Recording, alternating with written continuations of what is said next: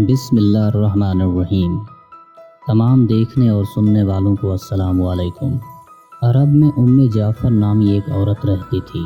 یہ اپنی سخاوت کے لحاظ سے بہت معروف تھی۔ لوگوں میں ایسے تقسیم کرتی تھی کہ دائیں ہاتھ کو بائیں کا پتہ ہی نہ چلتا۔ کچھ دنوں سے وہ ایک راستے سے گزرنے لگی۔ اس راستے پر دو اندھے بیٹھے ہوتے تھے۔ ایک کی صدا ہوتی تھی، الہی مجھے اپنے کرم و فضل سے عطا کر، جبکہ دوسرا اندھا کہتا تھا، یا رب مجھے جعفر کا بچا ہوا عطا کر۔ جعفر ان دونوں کی صدائیں سنتی اور دونوں کو عطا کرتی۔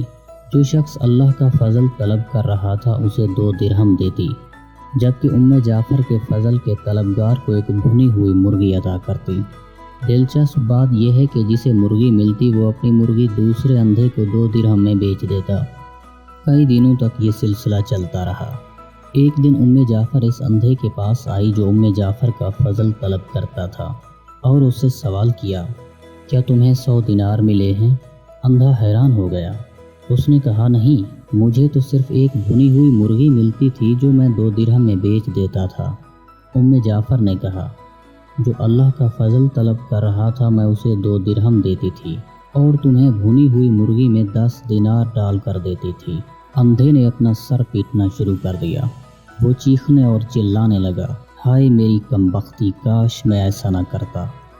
جعفر نے کہا، یقیناً اللہ کا فضل طلب کرنے والا کامیاب اور انسانوں کے فضل کا طلبگار محروم ہے۔ جو اللہ کے فضل کے سوا دیگر راستے تلاش کرتے ہیں انہیں دنیا میں گھاٹا ملتا ہے اور آخرت میں رسوائی نصیب ہوتی ہے۔ کم ہی ایسے ہوں گے جو فاقوں سے مر جاتے ہوں گے۔ اس کے باوجود اس دنیا میں ایسوں کی کمی نہیں جو درہم و دینار کی خاطر ایمان تک بیچ دیتے ہیں، جبکہ مسلمان کا ایمان ہی اس کی سب سے بڑی دولت و طاقت ہے۔ اگر کہانی آپ کو پسند آئی ہو تو ویڈیو کو لائک کریں، چینل کو سبسکرائب کرنا نہ بھولیں۔ شکریہ۔